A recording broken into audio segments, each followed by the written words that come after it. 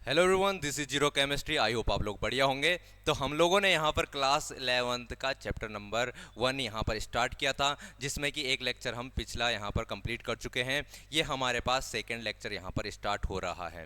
Last lecture में हमने laws of chemical combination discuss करे थे, और आज के इस लेक्चर में यहाँ पर हम डिस्कस करने वाले हैं जो एटॉमिक मास होता है, मॉलिक्यूलर मास होता है, यहाँ पर क्या क्या चीज़ें होती हैं। ठीक है, इसमें हम पहले यहाँ पर डाल्टन्स एटॉमिक थ्योरी को डिस्कस करेंगे, उसके बाद इस टॉपिक पर आगे बढ़ने की कोशिश करेंगे। तो चलिए शुरू कर लेते हैं। तो इससे पहले अगर आपको बताऊं, अगर आप लोग उत्तराखंड बोर्ड से हो, सीबीएसई बोर्ड से हो, आईएससी बोर्ड से हो, भले ही आप अगर यहाँ पर क्लास 11th के लिए तैयारी करना चाहते हैं तो हमारा यूट्यूब चैनल ज्वाइन कर सकते हैं, जीरो केमिस्ट्री ऑफिशियल नाम से, जिसमें आप ये वीडियो देख रहे हैं। और अगर बात करें ऑफलाइन क्लासेस भी अगर आप लोग ज्वाइन करना चाहते हैं तो कोटद्वार में आप देवी मंदिर में यहाँ पर विजय गार्डन के पास आ सकते हैं, या फिर मैं आपको यहाँ पर अपना फ़ोन नंबर भी प्रोवाइड करवा दूंगा। तो चलिए स्टार्ट कर लेते हैं। आज का टॉपिक जो हमारे पास रहने वाला है, डाल्टन्स एटॉमिक थ्योरी, यहाँ पर हम डिस्कस कर लेते हैं। डाल्टन्स एटॉमिक थ्योरी क्या होती है। तो डाल्टन ने कुछ यहाँ पर चीज़ें बताई थी, उनकी कोई एक बुक थी। ठीक है, बुक का नाम आप लोग देख लेना, एनसीईआरटी में दिया हुआ है, आप लोग को आसानी से मिल जाएगा। ठीक है, यहाँ पर बात करें डाल्टन एटॉमिक थ्योरी के, उसमें उन्होंने कौन कौन से पॉइंट्स यहाँ पर डिस्कस करे थे। सबसे पहला पॉइंट उन्होंने बताया था, जो कि आप लोगों को लग रहा होगा कि क्या पॉइंट है, ये तो हमको पता ही है, बट उस टाइम की बात है तो वहां पर के लिए बहुत ही इंपॉर्टेंट पॉइंट है कि matter consist of individual atoms. जो मैटर बना होता है वो बना होता है न टूटने वाले, इंडिविजिबल, जिनको और अधिक तोड़ा नहीं जा सकता है और छोटा नहीं किया जा सकता है, ऐसे एटम से मिलकर बना होता है। तो पहला पॉइंट आपको समझ में आ रहा है कि मैटर किस चीज से बना होता है, इंडिविजिबल एटम से मिलकर बना होता है। दूसरा पॉइंट, दूसरे पॉइंट में उन्होंने क्या कहा है कि all atoms given in a given element have identical properties including identical mass. अगर बात करें कोई एटम है किसका, किसी पर्टिकुलर एलिमेंट का, एक एलिमेंट है कोई, अगर मैं उसके एटम्स को देखूं, चलो बात करें यहां पर, जैसे हमने कोई एटम मान लिया, चलो एलिमेंट ले लिया हाइड्रोजन, हाइड्रोजन की बात कर रहे हैं, तो हाइड्रोजन के एलिमेंट के जो सारे एटम्स होंगे, हाइड्रोजन एलिमेंट जिन एटम से मिलकर बना है, वो सारे के सारे एटम्स क्या होंगे, आइडेंटिकल होंगे। वो सारे एटम्स क्या होंगे, उनकी प्रॉपर्टी सेम होगी, साथ ही साथ प्रॉपर्टी सेम होगी, यानी कि उनका मास भी सेम होगा। उनकी प्रॉपर्टीज तो सेम होगी होगी, उनके मास भी सेम रहने वाले हैं, ये बात उन्होंने कही है। और अगर मैं बात करूं डिफरेंट एलिमेंट्स की, जैसे हाइड्रोजन के साथ में ऑक्सीजन का कंपैरिजन करूं, तो ऑक्सीजन के जो एटम्स होंगे उनकी प्रॉपर्टीज अलग होंगी, उनके मासेज अलग होने वाली है। तो डाल्टन ने दूसरा पॉइंट क्या कहा, अगर हमारे पास एलिमेंट है कोई, अगर उस एलिमेंट के एटम्स हैं तो उस एलिमेंट के सारे एटम्स आइडेंटिकल होंगे, उनके मासेस सेम होंगे, उनकी प्रॉपर्टीज सेम होंगी। और अगर डिफरेंट एलिमेंट्स के एटम हैं तो डिफरेंट एलिमेंट्स के एटम जो होंगे उनकी प्रॉपर्टीज डिफरेंट होगी, उनके मासेस भी डिफरेंट होने वाले हैं। ये सेकेंड पॉइंट आपको समझ में आता है। थर्ड पॉइंट की अगर यहाँ पर बात करें, compounds are formed when atom of different elements combine in a fix ratio. वो कह रहे हैं कि कंपाउंड बनते हैं, कंपाउंड क्या होता है, डिफरेंट टाइप ऑफ एलिमेंट्स जब आपस में मिलकर एक नए स्पीसी का फॉर्मेशन करते हैं, उस स्पीसी को क्या कहा जाता है, कंपाउंड कहा जाता है। तो वो यही बात कर रहे हैं कि जब डिफरेंट टाइप ऑफ एलिमेंट्स जो होते हैं उनके एटम्स कंबाइन होंगे, और कैसे कंबाइन होंगे, फिक्स रेशियो में कंबाइन होंगे, उनका जो रेशियो रहेगा वो फिक्स रहेगा। फॉर एग्जांपल, जैसे हम हाइड्रोजन और ऑक्सीजन को मिलाएं, हाइड्रोजन एलिमेंट के एटम्स हैं, ऑक्सीजन एलिमेंट के एटम्स हैं, और ये मिलकर आपस में क्या बनाएंगे, H2O एक कंपाउंड बनाते हैं। कंपाउंड, इस कंपाउंड में जो हाइड्रोजन के यहाँ पर एटम्स है वो 2 हैं, यहाँ पर ऑक्सीजन का एटम 1 है, यहाँ पर 2:1 में। तो क्या ये आपको फिक्स रेशियो देखने को मिल रहा है। तो कंपाउंड जो हैं उसमें एलिमेंट्स के जो एटम्स होते हैं वो फिक्स रेशियो में कंबाइन होते हैं और कंपाउंड का फॉर्मेशन करते हैं। ये आपको यहाँ पर थर्ड पॉइंट देखने को मिलता है। और अगर मैं बात करूँ फोर्थ पॉइंट की, तो उन्होंने क्या कहा है, chemical reactions involve reorganisation of atoms. यानी कि जब केमिकल रिएक्शंस होते हैं तो उसमें जैसे हमारे पास पुराने एलिमेंट्स है या कंपाउंड हैं, उनसे नए कंपाउंड्स यहाँ पर फॉर्म होते हैं, उनसे क्या बनने वाले हैं, नए यहाँ पर कंपाउंड फॉर्म होने वाले हैं। यहाँ पर सिर्फ रीऑर्गेनाइजेशन होता है कि पुराने से नया बनेगा, पुराने से नया बनेगा, रीऑर्गेनाइज होके। ठीक है, यहाँ पर बात करें वो कभी भी यहाँ पर किसी भी रिएक्शन में हम क्या नहीं कर सकते, किसी को यहाँ पर बना नहीं सकते, ना ही उसको डिस्ट्रॉय कर सकते हैं। तो वही यहाँ पर बोल रहे हो, ना ही उनको क्रिएट किया जा सकता है कहीं से, ना ही उनको डिस्ट्रॉय किया जा सकता है। यानी कि मैं बात कर रहा हूँ, ये मैंने यूँ करा और मैंने एक दो मंत्र पढ़े और मंत्र पढ़ के ये यहाँ पर क्या हो गया, एलिमेंट जनरेट हो गया, उसके एटम्स आ गए। ऐसा नहीं हो सकता है। ये कब हो सकता है, हमारे पास कुछ पहले से है, उससे हम रिऑर्गेनाइज करके नया कंपाउंड बना सकते हैं, लेकिन हम बिना उसके, हमारे पास खुद में ये एबिलिटी नहीं है कि हम यहाँ पर क्या कर सकें, कोई चीज़ क्रिएट कर सकें। क्या आपको इतनी बात समझ में आ रही है? तो ये 4 पॉइंट्स किसने बताए हमें, यहाँ पर डाल्टन्स ने बताए, और इसी को डाल्टन्स एटॉमिक थ्योरी यहाँ पर कहा जाता है। आसानी से इसको आप लोग कर सकते हैं। चलिए आज के मेन टॉपिक की ओर यहाँ पर बढ़ते हैं। जो मेन टॉपिक हमारे पर रहने वाला है, एटॉमिक मास क्या होता है। एटॉमिक मास यानी कि एटम का मास, एटॉमिक मास यानी मास ऑफ द एटम।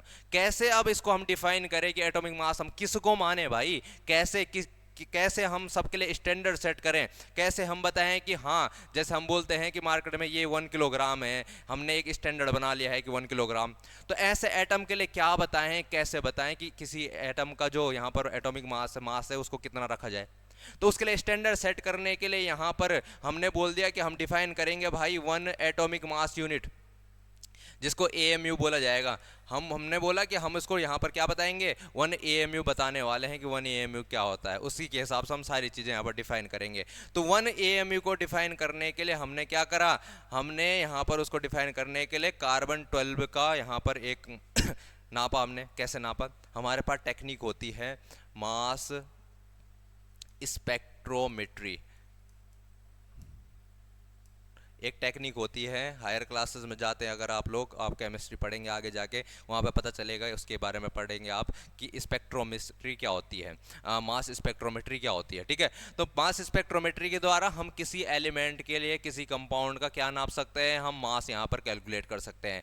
तो हमने नापा क्या, कार्बन 12, एक आइसोटोप होता है कार्बन का, यहाँ पर आइसोटोप होता है कार्बन का जिसको हम कार्बन 12 बोलते हैं। आइसोटोप होता है कार्बन का जिसको कार्बन 12 बोला जाता है। और इसको हमने नापा, इसका हमने मास नापा, जितना इसका मास आया उसको हमने 12 से डिवाइड कर दिया। हमने बोला C12 का मास ऑफ C12, उसको डिवाइड कर दिया हमने 12 से, और जितना हमारे पास निकल कर आया हमने उसको बोल दिया वो 1 AMU है। तो 1 AMU क्या हो गया हमारे पास, 1 AMU equal to mass of carbon 12 upon 12, यानी कि 1/12 पार्ट हमने बना दिया किसका, कार्बन 12 के मास का, और उसको हमने स्टैंडर्ड सेट कर दिया। हमने बोला आज से हम 1 AMU बोलेंगे। तो किसको बोलेंगे, हमने बोला 1 AMU बोलेंगे हम, जो हमने कार्बन 12 का मास नापा है उसका 12th पार्ट कर देंगे, तो उस एक पार्ट का जो हमारे पास क्या आएगा, मास आएगा, हम उसको बोलेंगे 1 AMU है। तो वही चीज यहां पर लिखी हुई है, 1 atomic mass unit is defined as a mass exactly equal to 1/12 of the mass of 1 carbon 12 atom. क्या आपको इतनी बात समझ में आ रही है? ठीक है, आप समझ सकते हैं इसको। चलिए अब हमको क्या करना है, हमको सबको स्टैंडर्ड फॉर्म में यहाँ पर लगाना है। देखो मास स्पेक्ट्रोमेट्री से हम सबके मासेस कैलकुलेट कर सकते हैं, लेकिन वो देखो किस तरीके से चीज़ आती है, 1.6736 × 10⁻24 ग्राम। ठीक है, तो कोई पढ़ने लायक वैल्यूज है क्या, ये पढ़ने लायक वैल्यूज नहीं है। तो हमको थोड़े आसान चीज़ें बनानी है। हमने यहाँ पर हाइड्रोजन का मास नापा मास स्पेक्ट्रोमेट्री से, और वो निकल कर आया इतना। अब हमको इसको बताना है कि AMU में कितना होता है। तो हमने क्या करा, हमने इस मास को डिवाइड कर दिया यहाँ पर किससे, 1/12 पार्ट से। हमने इसको किससे डिवाइड कर दिया, यहाँ पर 1/12 पार्ट से यहाँ पर डिवाइड कर दिया, 1/12 पार्ट से यहाँ पर डिवाइड कर दिया। 1/12 पार्ट का यहाँ पर कितना था मास, तो वो मास था यहाँ पर 1/12 पार्ट का इतना मास। ठीक है, इतने से डिवाइड किया तो हमारे पास हाइड्रोजन का यहाँ पर मास निकल कर आ गया, कौन सी यूनिट में, एटॉमिक मास यूनिट में निकल कर आ गया। आई होप ये चीज़ आप लोग समझ पा रहे होंगे। ठीक है, कर सकते हैं इसको, आसान है। ठीक है, 1 AMU निकाला हमने, 1 AMU कितना आता है, 1 AMU होता है इतना ग्राम। ठीक है, अब इससे हम सबको डिवाइड करते जाएंगे और हमें सबके एटॉमिक मास यूनिट में मास मिलते जाएंगे। कर पाएंगे इसको? चलिए ऐसे ही अगर मैं बात करूं, यहाँ पर जो ऑक्सीजन होता है, ऑक्सीजन 16, उसका भी एटॉमिक मास यूनिट में यहाँ पर यूनिट मास निकल कर आता है 15.995। ये एक जनरल इन्फॉर्मेशन दे रहा हूँ मैं आपको, हमको सिंपली आखिरी में सिंपल वैल्यूज याद रखनी है। सही सी बात बताऊँ, जो कैलकुलेशन करेंगे हम उसमें हम सिंपल वैल्यूज याद करके चलेंगे। जैसे हम बोलेंगे ये हाइड्रोजन के लिए क्या निकल कर आ रहा है यार, यहाँ पर देखो 1.0078। अब कौन याद करता चलेगा इसको, कोई याद करके नहीं जाएगा। बस यहाँ पर हमारे पास टॉपिक है क्या चीज़, एटॉमिक मास। तो एटॉमिक मास क्या चीज़ है उसको हम यहाँ पर समझने की कोशिश कर रहे हैं, कौन कौन सी उसकी यूनिट है उनको समझने की कोशिश कर रहे हैं। जैसे हमने बोल दिया पेपर में क्वेश्चन आ जाता है कि स्टैंडर्ड किसको माना जाता है यहाँ पर एटॉमिक मास के लिए, तो आपको बता देना है कार्बन 12 को। कार्बन 12 को अगर हमने एक 12 से हमने डिवाइड कर दिया, 12 से डिवाइड कर दिया तो कुछ यूनिट आएगी, उसी को हम क्या बोलेंगे यहाँ पर 1 एटॉमिक मास यूनिट बोलेंगे। इतनी बात समझेंगे। बाकी इसमें कंफ्यूज, इसमें क्या नहीं होना, डरना नहीं, इतनी बड़ी बड़ी वैल्यूज देख के कुछ नहीं करना हमने इनका, ठीक है। ये वैल्यूज तुम्हें बताने यहाँ पर समझाने के लिए बताई जा रही हैं। आखिरी में हमको सिंपल ही वैल्यूज यहाँ पर ध्यान में रखनी है। जैसे हाइड्रोजन के लिए 1 याद रखेंगे, ऑक्सीजन के लिए कितना याद रखते हैं, 16 याद रखते हैं। ऐसी और भी चीज़ें हमारे पास है, ठीक है। सारी वैल्यूज हम याद रखेंगे, सिंपल सिंपल वैल्यूज। अब देखो यहाँ पर एक और टर्म आता है हमारे पास जिसको कहा जाता है average atomic mass. Average atomic mass की जब मैं बात करूंगा, अभी हमने बोला कि हमने कार्बन 12 देखा। कार्बन 12 क्या होता है, कार्बन का एक आइसोटोप होता है। कार्बन 12 क्या होता है, कार्बन का एक आइसोटोप होता है। क्या कार्बन का एक ही आइसोटोप होता है, कार्बन के और आइसोटोप भी होते हैं। जैसे हमने बात करी यहाँ पर 12C, 13C, 14C, यानी कि कार्बन के यहाँ पर 3 आइसोटोप देखने को मिल रहे हैं। इनकी नेचर में कितनी एबंडेंस है वो भी हमको यहाँ पर देखने को मिल रही है। 98.892%। जितना भी एनवायरमेंट हमको यहाँ पर ब्रह्मांड में, इस यूनिवर्स में क्या देखने को मिलता है, इस यूनिवर्स में हमको देखने को मिलता है कार्बन। उसमें से कार्बन 100% अगर कार्बन है तो उसमें से इतना परसेंट तो ये कार्बन 12 ही रहता है। फिर बात करें किसकी, कार्बन 13 की, तो कार्बन 13 1.108% देखने को मिलता है। और कार्बन 14 की बात करें तो कार्बन 14 तो बहुत ही ज्यादा कम देखने को मिल रहा है, 2 × 10⁻10%। बहुत कम है कार्बन 14, ठीक है। तो ये हमारे पास रिलेटिव एबंडेंस है इन परसेंटेज। अगर मैं यहां पर बात करूं इनके एटॉमिक मास कितने हैं, तो कार्बन 12 का एटॉमिक मास 12 होता है। 30 किसमें, एएमयू में बात कर रहे हैं। कार्बन 13 का 13.0035, कार्बन 14 का 14.00317। तो ये इनका एटॉमिक मास है, एटॉमिक मास एएमयू में, एटॉमिक मास यूनिट में। क्या आपको इतनी बात समझ में आ रही है? तो ये हमारे पास एटॉमिक मासेस हो गए। तो एवरेज एटॉमिक मास क्या हुआ भाई, एवरेज एटॉमिक मास क्या होता है? तो एवरेज एटॉमिक मास कई जगह आपको देखने को मिलेगा, ठीक है। जैसे कि कैलकुलेट करने के लिए भी आ सकता है। कैसे कैलकुलेट करेंगे, तो हमको यहां पर क्या लिखना है, परसेंटेज एबंडेंस, परसेंटेज एबंडेंस लिखना है हमको उसके आइसोटोप का, और उसके एटॉमिक मास से मल्टीप्लाई कर देना है, एटॉमिक मास से मल्टीप्लाई कर देना है। ये एक के लिए हो गया, एक आइसोटोप के लिए हो गया। फिर ऐसे ही दूसरे आइसोटोप के लिए भी परसेंटेज एबंडेंस, एटॉमिक मास, फिर ऐसे जितने आइसोटोप है सबके लिए करते जाना है, और सबको ऐड करके जो आएगा वो तुम्हारे पास क्या आ जाएगा, एवरेज एटॉमिक मास आ जाएगा। क्या इतनी बात समझ में आ रही है? जैसे मैंने बात करी यहाँ पर कार्बन के लिए, कार्बन 12 के लिए यहाँ पर रिलेटिव एबंडेंस यहाँ पर रहेगा तुम्हारे पास, ठीक है। फिर बात करूंगा उसके एटॉमिक मास से मल्टीप्लाई कर दूंगा, फिर ऐड करके क्या कर दूंगा, यहां पर से रिलेटिव एबंडेंस जो था दूसरे के लिए उसका एटॉमिक मास, फिर ऐड करके तीसरे का रिलेटिव एबंडेंस मल्टीप्लाई बाय उसके एटॉमिक मास से, सबको ऐड करके जो आ जाएगा वो मेरे पास क्या आ जाएगा, एवरेज एटॉमिक मास आ जाएगा। क्या आ जाएगा, एवरेज एटॉमिक मास आ जाएगा। तो सिंपल सा यहां पर आप लोग ऐसे समझ सकते हैं एवरेज एटॉमिक मास क्या होता है। क्या आप इसको आप कैलकुलेट कर पाएंगे? तो इसको नोट डाउन कर सकते हैं आप कैलकुलेट करके, ठीक है। तो आगे बढ़ते हैं, एवरेज एटॉमिक मास ऐसे ही क्लोरीन के लिए भी होता है। क्लोरीन के लिए तभी तो क्लोरीन के लिए 35.5 आता है। कितना आता है, 35.5 आता है एवरेज एटॉमिक मास, ठीक है। इसको भी अगर हम क्वेश्चन करेंगे आगे, जब इस चैप्टर के क्वेश्चन सॉल्व करेंगे तो उसमें शायद मैं आपको क्लोरीन वाला केस करवा दूंगा, ठीक है। आगे बढ़ते हैं, यहाँ पर एटॉमिक मास हमने डिस्कस कर लिया। अब आते हैं मॉलिक्यूलर मास। देखो सिंपल सिंपल टॉपिक है, यहाँ पर सिंपली आखिरी में क्या करना है मैं आप आखिरी में बता दूंगा आपको, आखिरी में यहाँ पर करना क्या है। इतनी चीजें ये एक्सप्लेन करने के लिए बताई जा रही हैं।